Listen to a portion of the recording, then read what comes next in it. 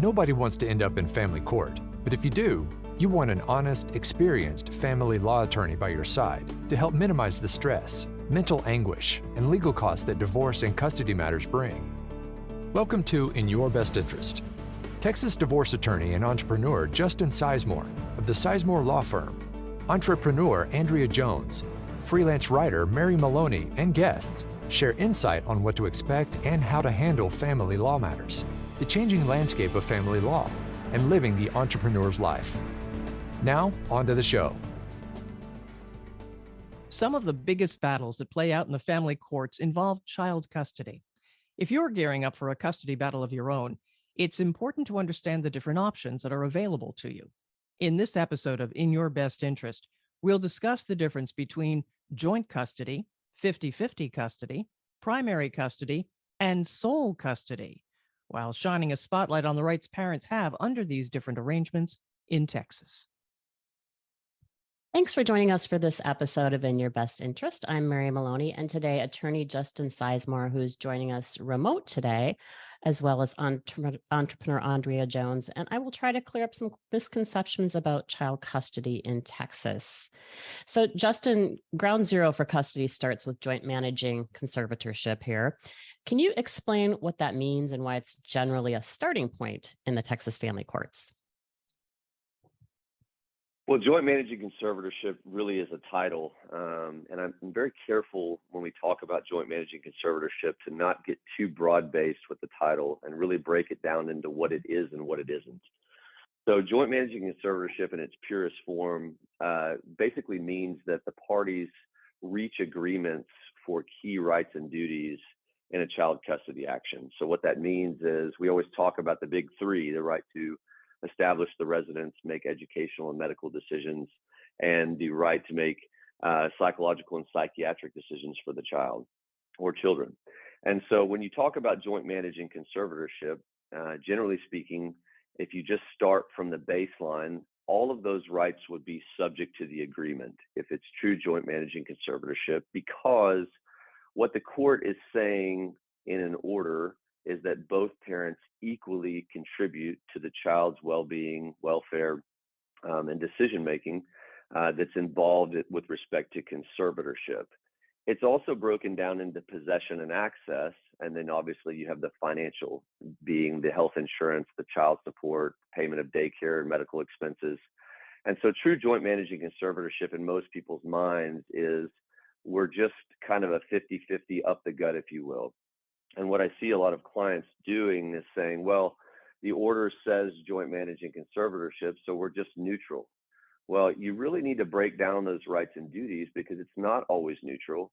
And you can give that overarching title of joint managing conservatorship, but really strip the rights from under it. So that's why I really want clients to understand what joint managing conservatorship is in its purest form, so that you know the rights that you're seeking if you're trying to expand or limit those rights of the other parent.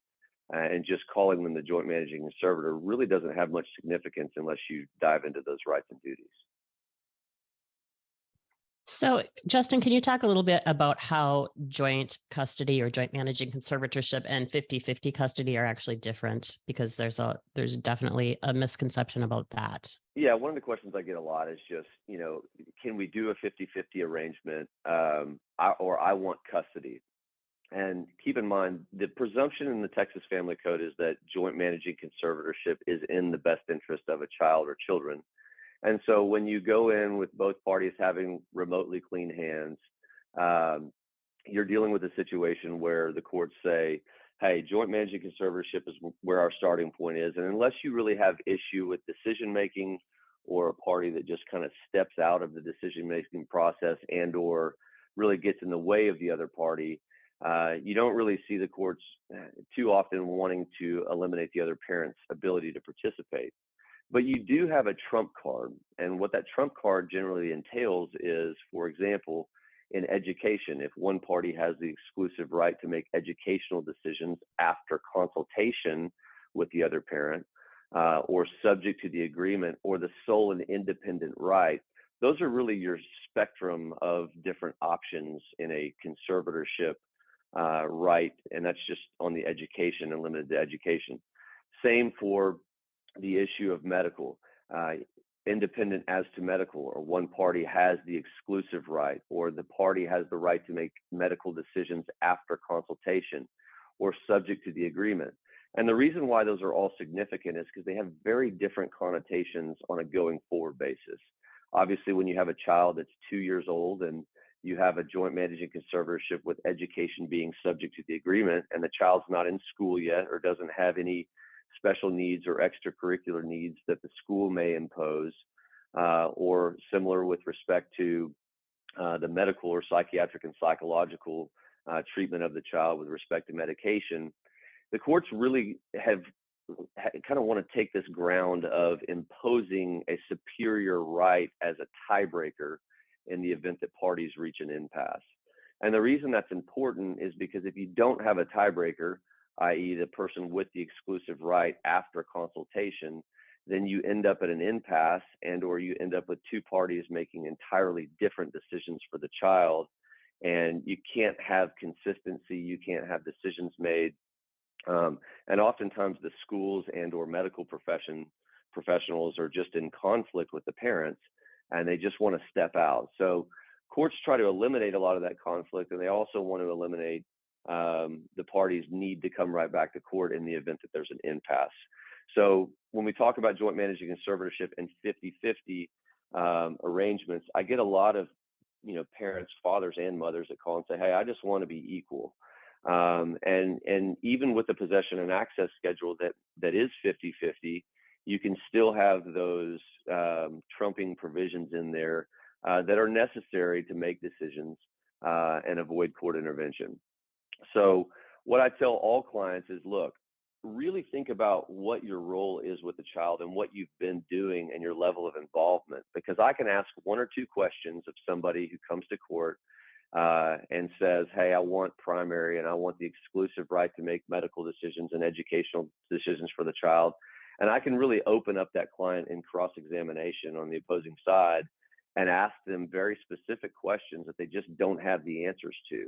And if they're unprepared, then obviously their request falls on deaf ears. And so it's A, important to prepare the clients of what you've been doing. It's B, important to say, well, if you're going to ask for these rights, you need to understand the kind of questions that can be thrown at you in a courtroom in a very rapid pace, in very different and chaotic manners, with interruptions and people walking into court and judges stopping the hearings midstream to go take care of other things. So it's just really important to kind of come out with that power punch and have that clear plan for joint conservatorship, really separating those rights, and then two, really keeping the possession schedule separate from those rights.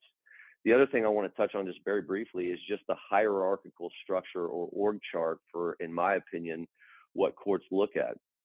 Obviously, they want to adhere to the idea or ideal, if you will, of co-parenting. And that's the first step. Then they want to put the child first, and then the parents come third, and then third party is obviously down the trough. So it's just important to keep that in your mindset when you're thinking about legal strategy, because if you go in there and you don't think about co-parenting, or that is the court's goal, and you have the client that just wants to make all the decisions and doesn't want the other party to have input, that doesn't usually go very well. And you see clients say things like, well, there's no way that they can ever, ever satisfy the child or ever take care of the child in the way that I do it. And it comes off as arrogant. It comes off as a parent who doesn't seek or desire to co-parent. And, oftentimes that leads to a path of parental alienation and things that courts see, because keep in mind, they're watching a child from a lens of, birth all the way to the 18th birthday, right? They're not just looking at it from your little 2-year window or 5-year window that you might be considering your custody arrangement in. So, Justin, you talked about the big three: parental rights and duties. Can you kind of shine a spotlight in some of the other ones? Because most people don't really realize what they are, that they actually exist. Yeah, and there are, I always talk about the big three, and we sometimes neglect some of the other important rights and duties that are laid out.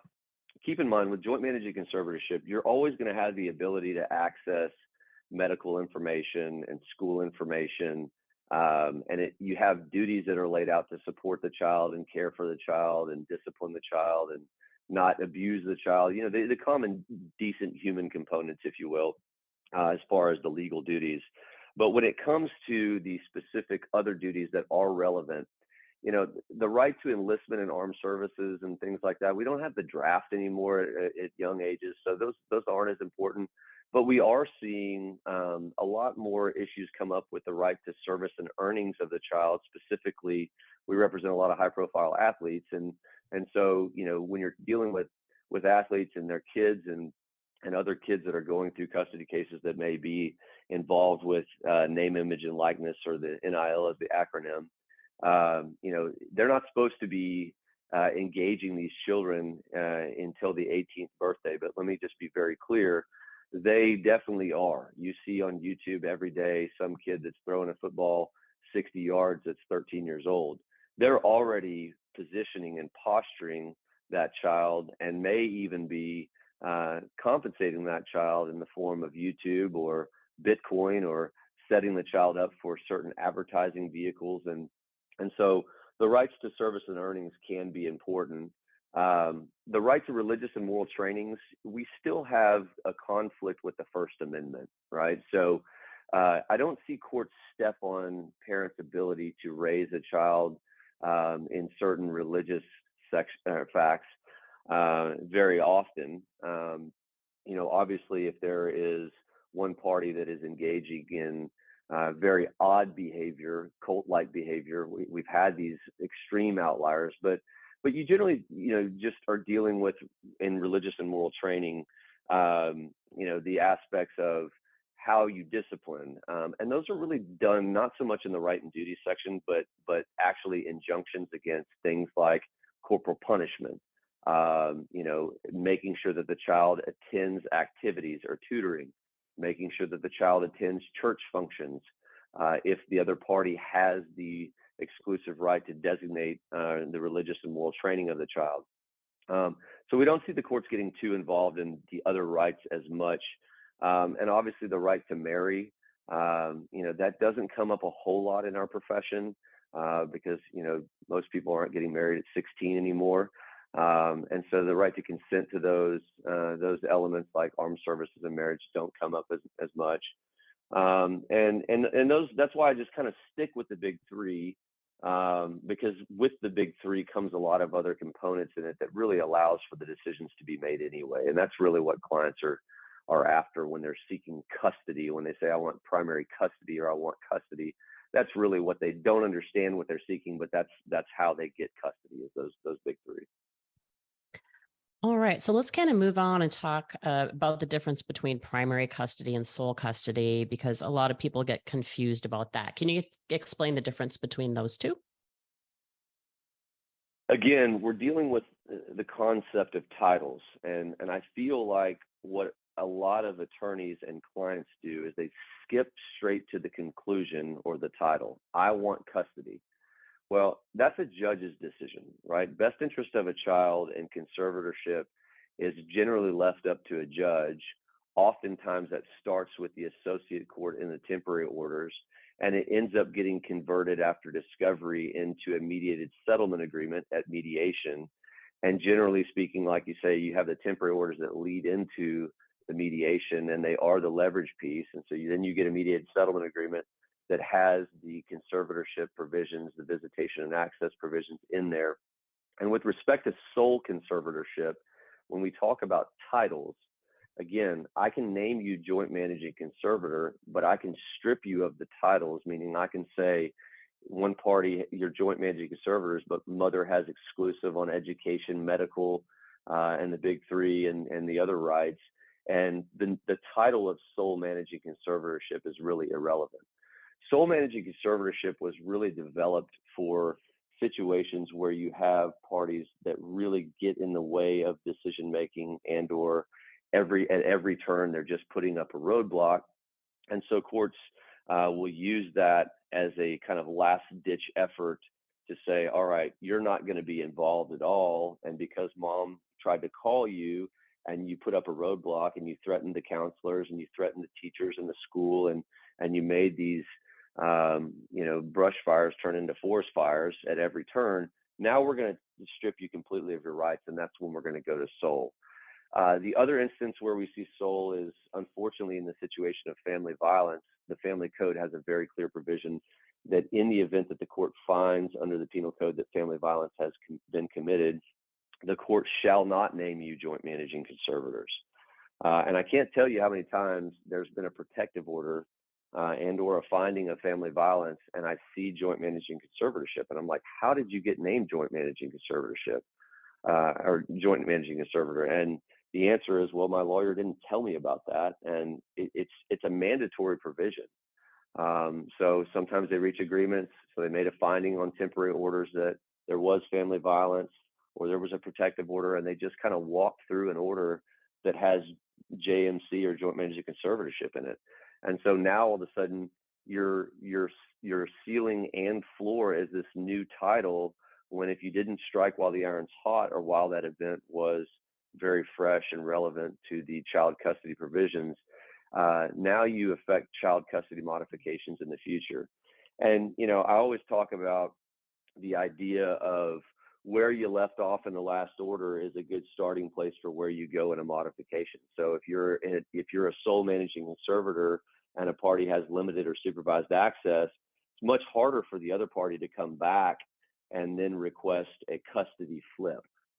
And so those provisions as far as sole really are important to eliminate a lot of that hassle and headache that just creates a lot of stressors for a child and a family environment when you have one party that's just totally unreasonable and won't work with the other parent. But I don't pitch sole managing conservatorship or tell parties to go down that path unless it's absolutely necessary. That is a last-ditch effort that the party should be seeking for their child's sake, and also that the courts are willing to do because they want the parties, again, under that hierarchical org chart to work together under primary conservatorship for co-parenting, and then 2, putting the child first, and then 3, the parties. So yeah, a lot of times you've told stories, Justin, that you'll have clients come into your office and they want sole custody, and that's what they're asking for, and they expect to get it. So how do you essentially take the wind out of their sails? How do you approach those conversations? The cleanest answer to that question is just, as far as on a weekly basis, I usually have anywhere from 2 to 4 hearings on any given week. And so every case study, every fact pattern that I'm giving is very fresh inside of the last 6 months, and generally in that specific court. So when I can say things like, hey, we were in court yesterday and these were the fact patterns, and because you've given me this fact pattern and you feel that that should rise to the level of sole, we want to be very careful of not over pleading or overstating our case. And I see so many, I call them the bulldog lawyers, the clients that want the bulldog. Those lawyers go in and they over ask or overreach for the relief, and the client's not even prepared for what the relief is, much less the facts that are necessary to get you there. And so what I do oftentimes is I actually cross-examine the client in front of a family member or in front of their key witnesses, so that I ask the third parties or staff members, how do you think that went for them? And what do you think the court would look at there? And sometimes it's just nice to have a third party that they trust, in addition to us and in addition to our team, tell them, hey, look, that didn't go very well for you, right? Because it's very hard when you've got emotions involved and your ex, or you're getting a divorce, or you've just recently separated. It's very hard when you take all of the emotional elements that you deal with on a personal basis in your individual relationship, and not separate those from what's best for the child. And so what I always do is say, look, take your name out of the equation, take your ex out of the equation. Let's just look at the big 3 smoking guns, if you will, and tell me why you believe that you're at this sole managing conservatorship level where you should never have to communicate anything about the child. And then I'll often shift it to the other foot, and I'll say, okay, so let's say, for example, that he comes in with some evidence that you haven't shared with me, and he says he wants sole and doesn't want to share any information with you. How would you feel in that scenario? And how do you feel knowing that the court's goal is co-parenting, and you would want some input in the decision making, and you'd want to be included in those decisions, and you get completely shut out? And the clients that just, are adamant about, their side or their position without really good reason, generally we're just not the right fit for them, and they're not the right fit for us as a client. And they either want a pound of flesh or want to go scorched earth. And obviously litigation is not the environment to do that. It's very costly. It's very time consuming. People forget facts. Witnesses don't show up. Courts get canceled, changed, freezes happen, COVID happens. There's just so many moving parts that you have to really think through a clear strategy. And then you also have to remember, when we are gone as the attorneys, when we're no longer representing you, you have to deal with all of the pieces that have been blown up inside of that custody case.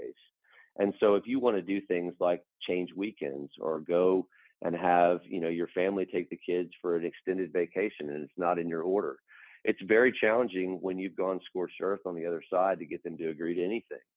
By the same token, when you have extreme circumstances on the other side of that coin, you have to make sure that you draw a very clear line in the sand and set those boundaries from the narcissist or the alcoholic or the drug addict or the abuser, or the person that just won't cooperate or co-parent any way, shape, or form. So I'm not saying at all that we don't deal with those issues. We do. It's just I want to be very clear that that's not the goal for our firm. Our goal is to make sure that we change people for the better so that they cooperate in an environment to eliminate stress for kids.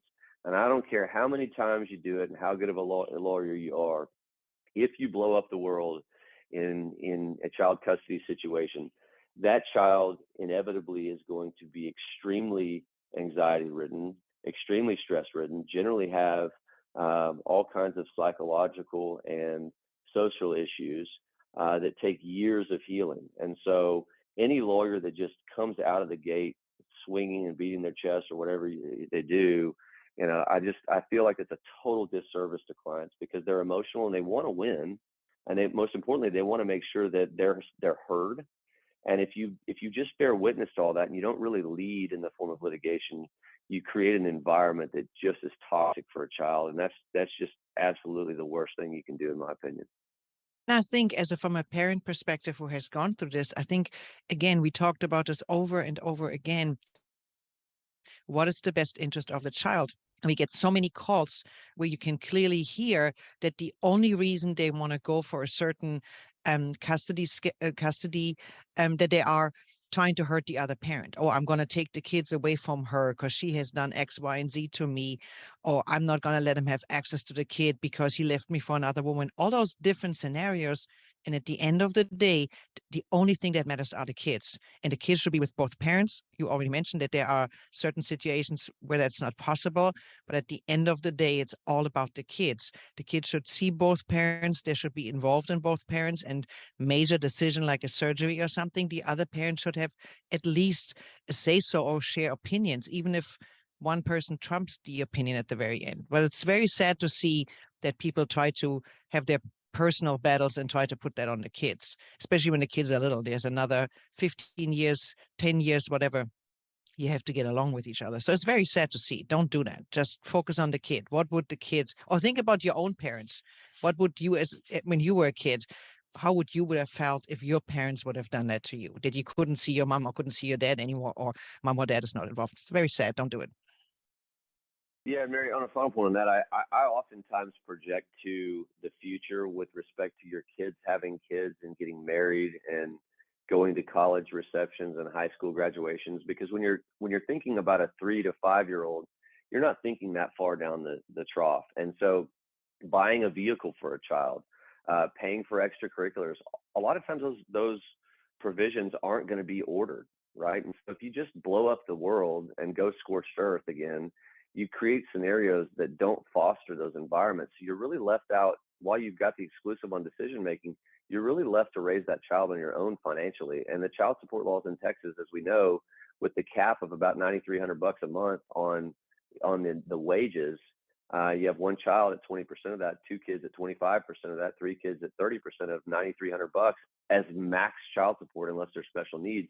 It doesn't leave a lot of room for financial assistance. And so I don't often see parties when they have been called everything under the sun and said that they can't raise the child and the child's in danger in their care, wanting to just pull out their wallet and help in other areas, that other parent. And you don't know what your financial circumstances are going to be in the future. So you really have to think about all those issues.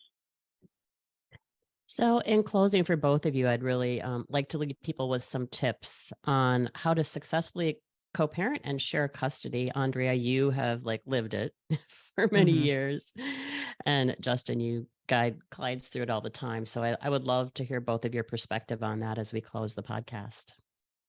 Oh, I can go first and then Justin get closer. Again, like I just said, you need to figure out a way to get along with the other parent. Take yourself out of the equation. You might hate the other person, don't like the other person. It doesn't matter. It's all for the betterment of the kids.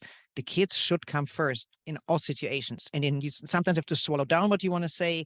And you need to share, like, I don't understand. You need to share medical records or share with the other parent who the teacher is and teacher conferences and all those things. Because again, the kid is going to be sad whatever, playing football and daddy's not showing up or mommy's not showing up. So don't withhold information. Try to be a good human being. And again, at some point you love that other person that you have kids with, and the kids identify, especially when they're little, identify with mommy and daddy. So do not put your personal agenda into those child custody situations. And then another thing we didn't even touch on, Justin, you might want to talk about that. Trying to get 50-50 to just avoid paying child support is also not, it's not going to fly either. So just we hear that also, oh, I'm going to get half of the possession and I don't have to pay child support. That's also not how that works. What's best for the kid, put that first and then make decisions based on that. Yeah, I would go back to that 50-50 scenario, especially in modifications where one party has an expanded standard or standard possession schedule. I get the call all the time, hey, I want to go to 50-50.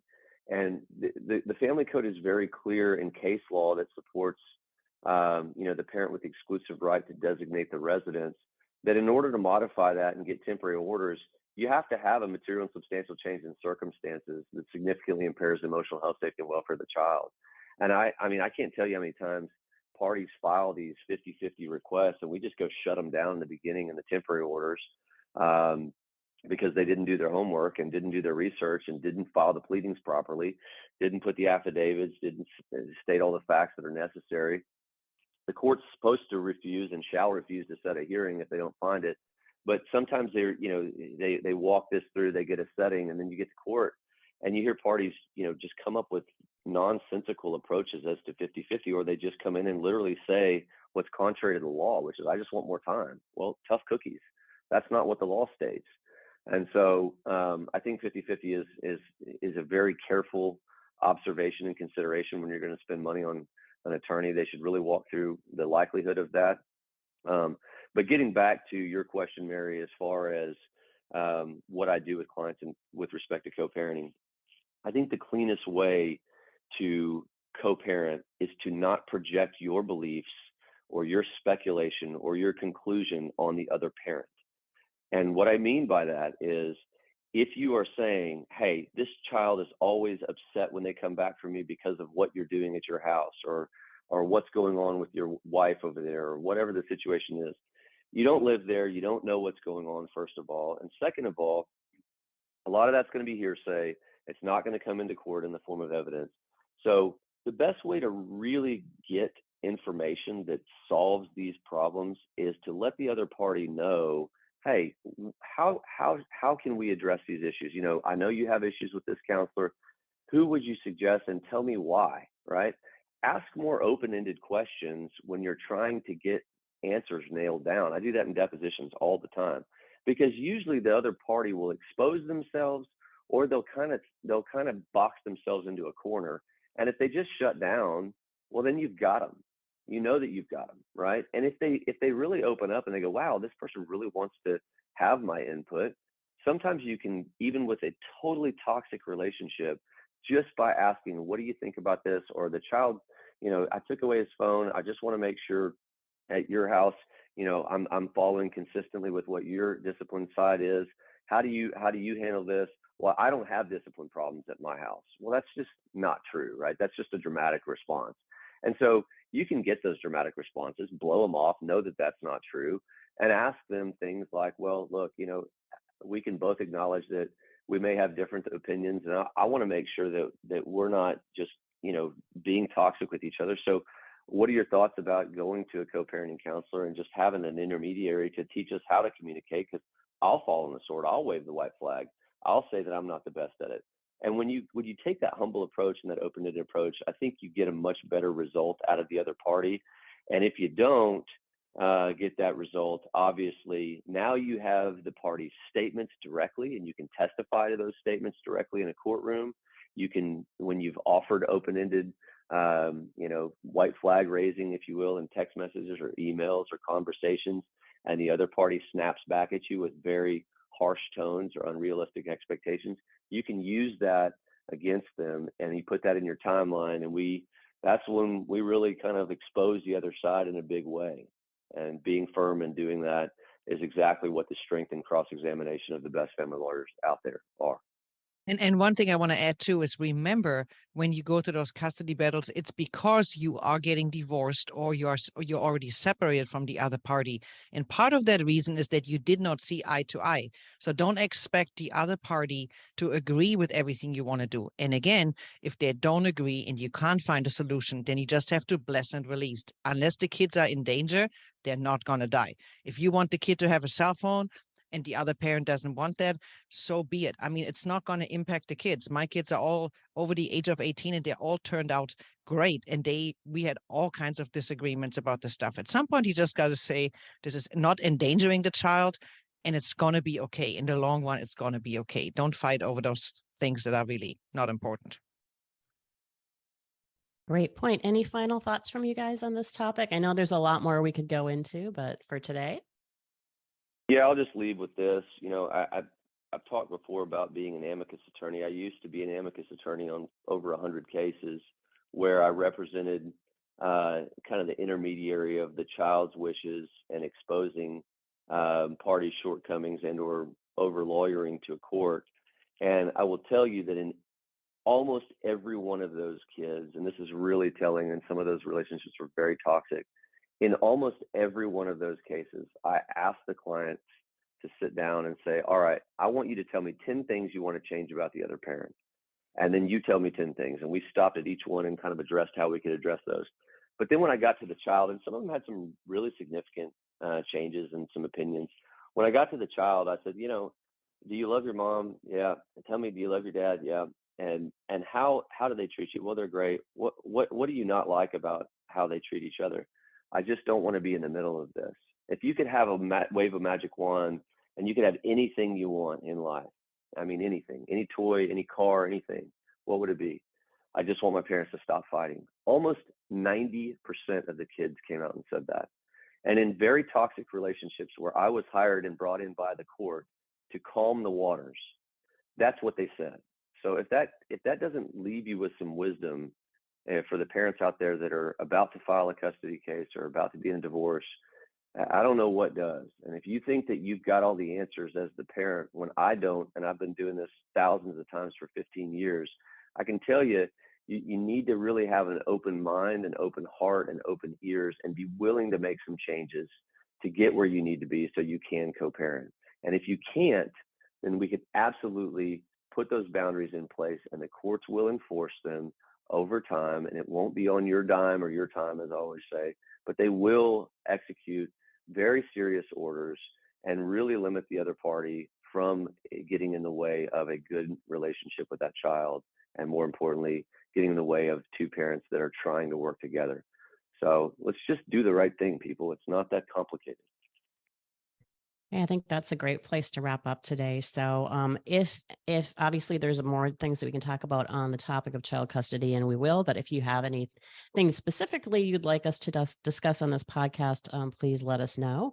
And if you'd like to get in touch with the Sisemore Law Firm, you can call us at 817-336-4444 or visit lawyerdfw.com. We also invite you to follow the podcast and share it with friends who might find it helpful. Thanks again for listening in, and have a great day. Thank you for listening to In Your Best Interest with Texas divorce attorney and entrepreneur Justin Sisemore. The content presented here is provided for information only and should not be construed as legal, tax, or financial advice. Click the follow button to be notified when new episodes become available.